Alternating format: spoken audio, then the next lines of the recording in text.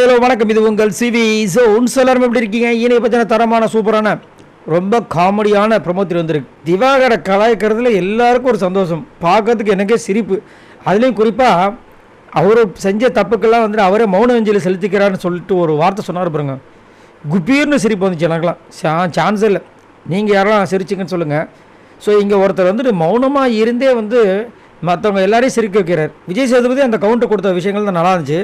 So Vijay Sethupathi அவர்கள் என்ன சொல்கிறாருன்னா, திவாகர் ஒரு முறையும் நான் கேரக்டராக வாழ்வேன் நடிப்பு அரக்குன்னு சொல்கிறீங்களா, நீங்கள் உஷாராக இருக்கிற மாதிரி நாங்கள் உஷாராக இருக்கக்கூடாதா? டாஸ்கில் உங்களை விளையாட வைக்கிறது எங்களுக்கு பெரிய டாஸ்க்காக இருக்குங்க, தேவையாதெல்லாம் அப்படின்னா அவர் அப்படியே கம்முன்னு இருக்கார். ஏங்க ஏதாவது பேசுங்க, அப்படியே கம்முன்னு இருக்கார். பதிலே சொல்லாமல் இப்படி வச்சுட்டு இருந்தால் என்னங்க பண்ணுறது அப்படின்னா, கீழே அப்படி ரெண்டு கையும் அப்படியே சேர்த்த மாதிரி வச்சுட்டு கீழே குனிஞ்சு பார்க்குறாரு. ஐயோ ராமா, அவர் பண்ணுறதை பார்க்கும்போது அவர் பண்ண தப்புக்கெலாம் வந்து கண்ணீரஞ்சலை செலுத்திக்கிற மாதிரி நின்றுட்டுருக்காப்புல அப்படின்ற மாதிரி இருக்குது. தயவு செஞ்சு உட்காருங்கன்ட்டார்.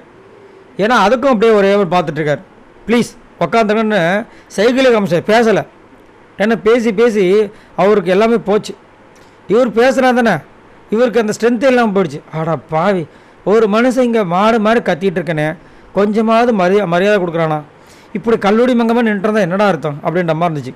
அதுவும் கையை பிடிச்சி இழுத்தியா, என்ன கையை பிடிச்சி இழுத்தியா அப்படின்னு அவங்க அந்த மாதிரி வந்துட்டு பார்த்துட்ருக்காப்புல. ஆனால் அப்பா பயங்கரமாக இருந்தது. இதனால தான் நிறைய பேர் வந்து திவாகரும் வினோத்தும் வந்துட்டு அந்த காம்போ நல்லா இருக்குன்றாங்க. பட் அது ஒரு எல்லையை தாண்டி போகும்போது நிறைய பேருக்கு வந்து டிசப்பாயிண்ட் ஆகிடுது.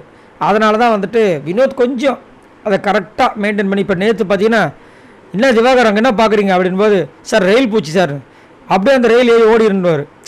அது காமெடி நல்லா இருந்தது. சரி புரியுதுங்களா? அதை விட்டுட்டு உண்டியில் தெரியுது, இன்னும் நிறைய வார்த்தைகள் இருக்குது, அந்த மாதிரி பேசுறது தான் நம்மளுக்கு பிடிக்கல. பட் இங்கே வந்துட்டு திவாகரை வச்சு வெளுக்கிறாங்க, செம்மையாக இருக்குது. ஆனால் சைலண்ட்டாக இருக்க மனுஷன். இதை பற்றி உங்களோட கருத்தை சொல்லுங்கள். அதாவது திவாகர் உள்ளே வந்தால் இப்படி தான் இருக்குன்னு அவங்களுக்கு தெரியும், அரோரா உள்ளே வந்தால் எப்படி இருக்குன்னு அவங்களுக்கு தெரியும்.